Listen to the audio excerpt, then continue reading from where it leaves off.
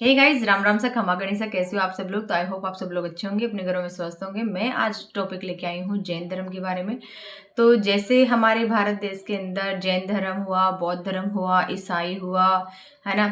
तो क्योंकि बहुत सारे धर्म है, जैसे ईसाई, बाइबिल, मतलब बहुत सारे हैं, लेकिन मैं आज जो बात करने वाली हूँ उसके बारे में, जैन धर्म के बारे में। जैन धर्म की अगर हम बात करें तो जैन धर्म में जो है, जो भी स्थापना करने वाले, मतलब जिन्होंने जैन धर्म के मतलब आगे बढ़ाने के लिए जो भी कार्य करे ना, मतलब जिन जिन लोगों ने, उनको तीर्थकर कहा जाता है, जैसे, है ना। और मतलब जिन्होंने अच्छे कार्य करे, जिन्होंने आगे बढ़ाया, है ना, संस्थापकों को।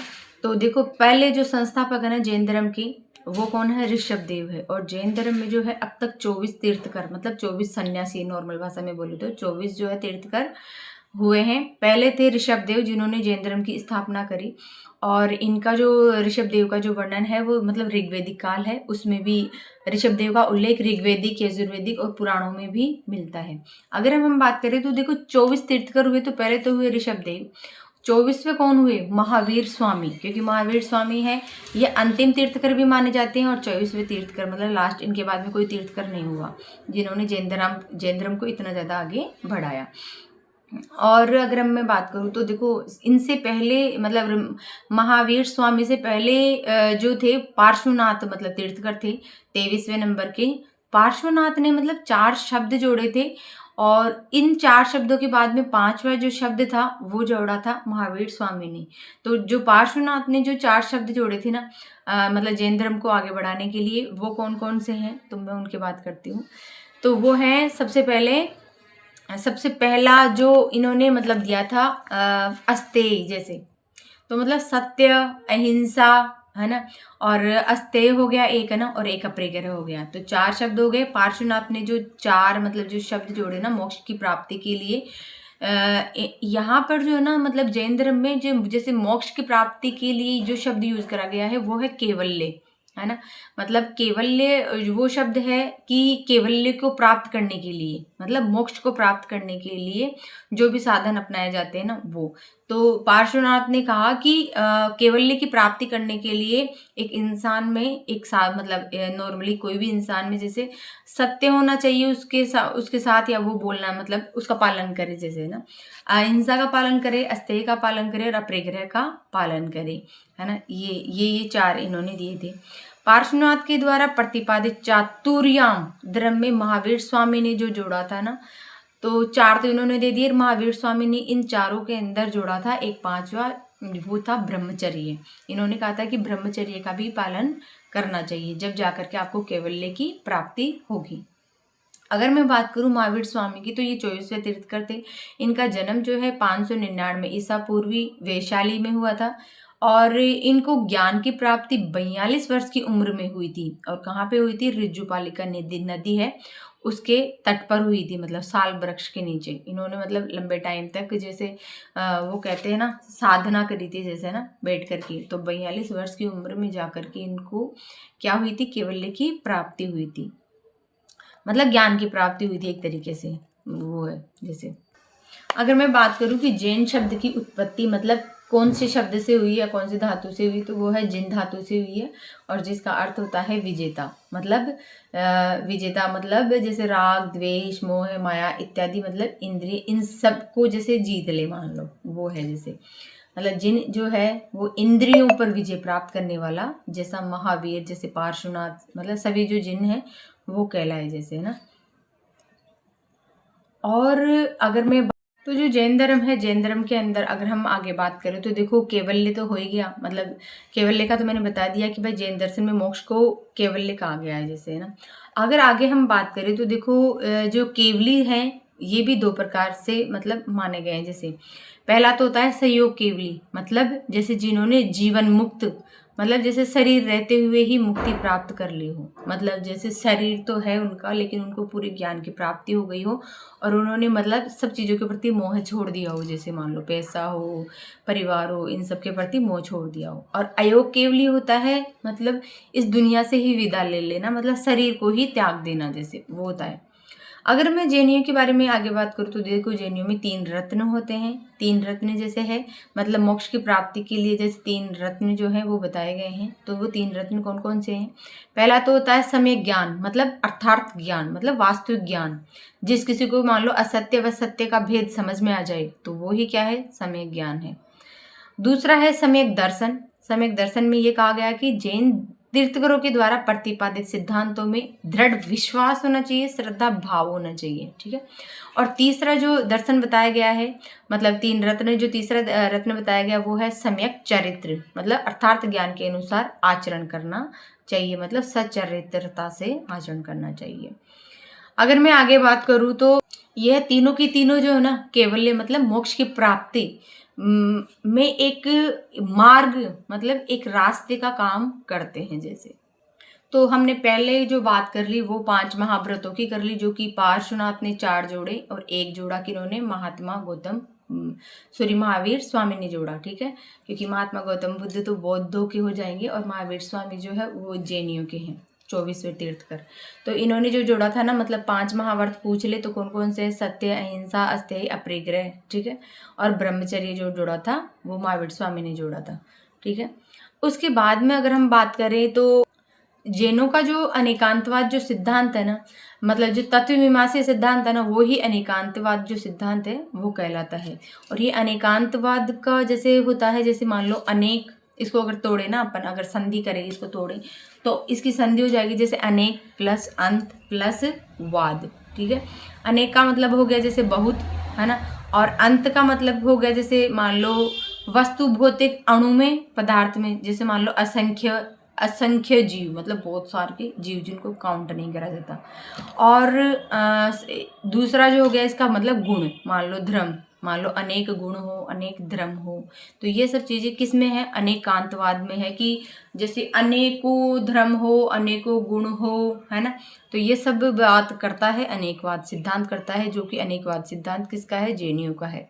मतलब कुल मिलाकर के बात यह है कि भाई अनेकांतवाद जो है, संसार में जैसे असंख्य वस्तु है और भौतिक अणु व जीव, मतलब और अनेक गुण व धर्म है, जैसे बहुत सारे के, ठीक है। अगर मैं आगे, संसार में असंख्य वस्तु भी है और जिसे बहुतत्ववाद भी कहते हैं, किंतु ये भौतिक अणु व जीव परस्पर भिन्न व स्वतंत्र भी होते हैं, अतः यह वस्तुवाद है। समेकित रूप से इसे बहुतत्ववादी या वस्तुवाद भी कहते हैं। एक शब्द दिया हुआ है जैनों में, जैसे शादवाद, मतलब ये बार बार जैसे पूछा जाता है, तो जैनों का जैसे जो ज्ञान मीमांसा सिद्धांत है ना, उस पे जो है शादवाद का सिद्धांत, वही मतलब शादवाद का सिद्धांत कहलाता है। शादवाद मतलब होता है जैसे ज्ञान की सापेक्षता का सिद्धांत होता है। जैसे मतलब जैसे जैनों के तत्व मीमांसा सिद्धांत या अनेकांतवाद की ज्ञान मीमांसा अभिव्यक्त शादवाद होता है। जैसे शादवाद का मतलब ज्ञान सापेक्षवादी सिद्धांत होना, ठीक है। मतलब जैनों का शादवादी जो सिद्धांत है ना, वो संदेहवादी सिद्धांत न होकर के कैसा है? सापेक्षवादी सिद्धांत है, जो ज्ञान, देश, काल, परिस्थितियों के सापेक्ष सत्य बताता। एक देखो कि जैन धर्म के जो है ना, मतलब जैन धर्म के 9 तत्व होते हैं। कितने तत्व होते हैं? 9 तत्व होते हैं, जिसमें से जैन धर्म में ये कहा गया है कि जीव, पहला तत्व है जीव, दूसरा तत्व है अजीव, तीसरा है आश्रव, चौथा है बंधन, पांचवा है स्वर, छठा है निर्जरा, सातवां है मोक्ष और आठवां है पुण्य और नौवां है पाप। मतलब जैसे जैन धर्म में मतलब होता क्या है कि जो जैनी जो लोग होते हैं ना, वो हर छोटी छोटी चीज़ों में विश्वास करते हैं। जैसे वो चलते हैं तो वो देख के चलते हैं कि उनके पैर से कोई जीव नहीं मर जाए, है ना। और जैसे वो पानी पीते हैं तो जैसे मतलब ऐसे देख देख के पीते हैं कि उसके अंदर कोई जीव नहीं आ जाए, छोटा सा सूक्ष्म जीव जो अणु होता है वो भी उनके पेट में नहीं चला जाए। जैसे और जैसे वो खाना खाते हैं तो भी उसको यूं अंगूठे से इसे यूं करके खाते हैं कि उसको यूं देख देख करके कि उसमें भी कोई छोटा सा जीव नहीं आ जाए, है ना। मतलब वो जीव हत्या को बहुत बड़ा पाप समझते हैं। और प्लस में जैसे वो फ्रेश होने जाते हैं, बाथरूम करने जाते हैं, तो वहाँ पर भी वो जैसे जीवों को देखते हैं कि जैसे पानी में कोई जीव नहीं आ जाए, जहाँ पर वो कुछ भी जैसे करे तो उसमें जैसे कोई जीव नहीं आ जाए, मतलब उनके हाथ से कोई जीव की हत्या नहीं हो जाए। मतलब ये मानते हैं कि जीव जो है चेतन द्रव्य है और जीव अनेक है और जीव का आकार जो है अगर मान लो इतना सा छोटा सा भी जीव है ना, तो वो ये मानते हैं कि जीव का जो आकार है वो मनुष्य मतलब शरीर के जितना ही है, मतलब शरीर परिमाणवाद है। और जीव आत्मा जैन दर्शन के हिसाब से अनेकांतवादी है। अजीव का मतलब ये मानते हैं कि अजीव जो है जीव का प्रतिलोम है, विलोम मतलब मानते हैं। इनका कहना है कि यह जड़ तत्व है, इसके 5 प्रकार है किसके, अजीव की। ये मानते हैं कि अजीव जो है धर्म को माना गया है, अधर्म को माना गया है, आकाश को माना गया है, पुद्गल को माना गया है और काल मतलब समय को माना गया है। आश्रव से मतलब है इनका कि क्रम पुद्गल का जीव की तरह प्रवाह होना। बंधन का मतलब है इनका कि जीव व पुद्गल का संयोग ही बंधन है, अर्थात कर्म पुद्गल का आत्मा में प्रविष्ट होना। सवर का मतलब है कि कोई भी चीज को जैसे आप रोकना, मतलब क्रम पुद्गलों का आत्मा की तरह प्रवाह को रोकना ही क्या है, संवर है। निर्जरा का मतलब है इनका कि पुराने क्रम पुद्गल जो आत्मा में प्रवेश कर चुके हैं ना, उनका आत्मा से पृथक करना, मतलब अलग करना आत्मा से। मोक्ष का मतलब है कि जैन दर्शन में मोक्ष को कैवल्य कहा गया है और जीव का क्रम पुद्गल से वियोग ही क्या है, मोक्ष कहलाता है। और पुण्य से है कि ऐसे कर्म जिनको शुभ कर्म का संचय हो वो ही क्या कहलाते हैं, पुण्य कहलाते हैं। पाप का मतलब है कि पाप का प्रादुर्भाव वासनाओं की प्रबलता से होता है, वो पाप से दुख होता है। पाप जैसे ये मानते हैं कि पाप कौन कौन से होते हैं। अब अपने यहाँ पर तो जैसे पाप कौन मानता है कि पाप जैसे मान लो आपने कुछ गलत काम कर दिया तो वो पाप होता है।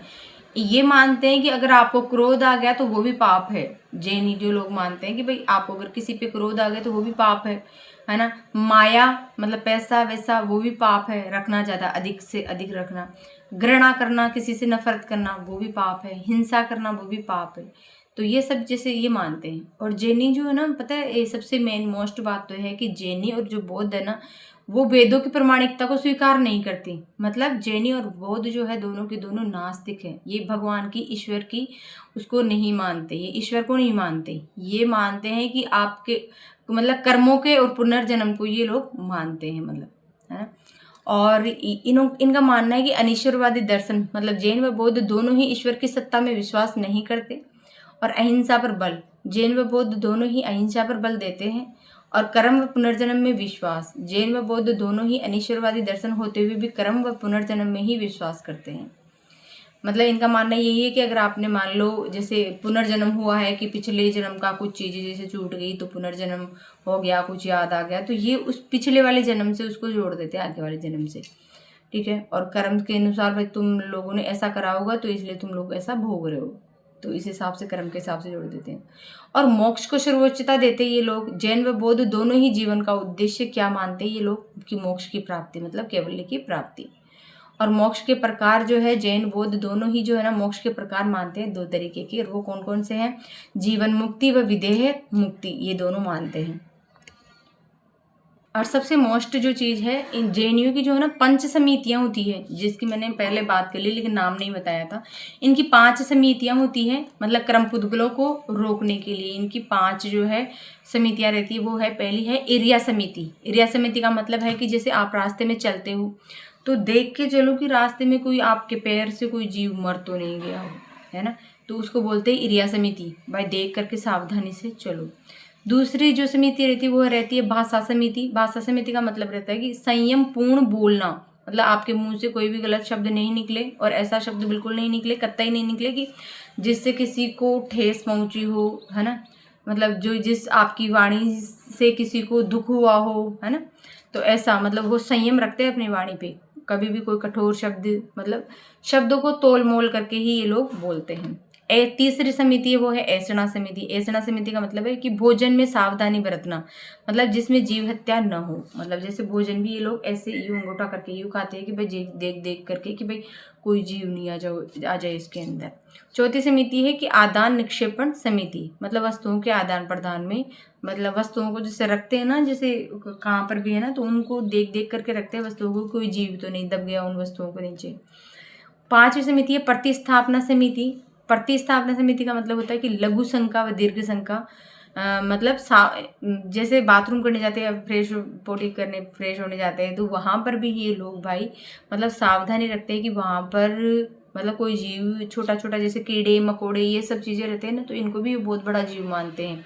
और अगर उनकी भूल चूक से भी इनके हाथ से कोई मृत्यु हो गई हो मान लो, तो ये लोग मतलब पता नहीं क्या क्या ही भगवान कैसे करते हैं भाई साहब। और बहुत बड़ा, छोटे से कीड़े मकोड़े को भी मरना मतलब ये बहुत बड़ा पाप मानते हैं इस चीज़ के लिए। और इन जैनियों में जो है ना 3 गुप्तियां मानी गई है। मतलब गुप्तियां मतलब कर्मपुद्गल की आत्मा से जुड़ाव को रोकने हेतु 3 भेद बताए गए हैं। मतलब काय गुप्ति होती है, जो होती है शरीर का संयम करना, मतलब काया का। उसके बाद में जैसे वाक गुप्ति होती है, जो बोलने का संयम रखने वाली। मनोगुप्ति होती है, जो मानसिक संयम रखने वाली। और पंचमहाव्रतों की बात हो ही गई। और अणुव्रत, तो देखो पंच महाव्रतों का विधान सन्यासियों हेतु किया गया है। अणुव्रत जो है ना, इनका जो मतलब किन के लिए किया गया है, तो सन्यासियों के लिए किया गया है। और गृहस्थों हेतु तो कुछ शिथिलता का मार्ग अणुव्रत का पालन है। तो देखो यहाँ पे मतलब अणुव्रत होते हैं, जैसे एक तो महाव्रत हो गए, एक होते हैं अणुव्रत। महाव्रत तो होते हैं कठोर व्रत, मतलब जो भिक्षु लोग होते हैं ना जैनियों के, वो ही कर पाते हैं। और अणुव्रत जो होते हैं ना, वो मतलब जैसे जैनियों में जैसे मान लो जिन्होंने गृहस्थ रहते हुए भी जिसका पालन करा ना, वो होते हैं जैसे। तो बाय बाय गाइस, कैसा लगा please like share and comment ज़रूर करें। जैन धर्म के बारे में अगले उसमें लाएंगे हम बौद्ध धर्म के बारे में।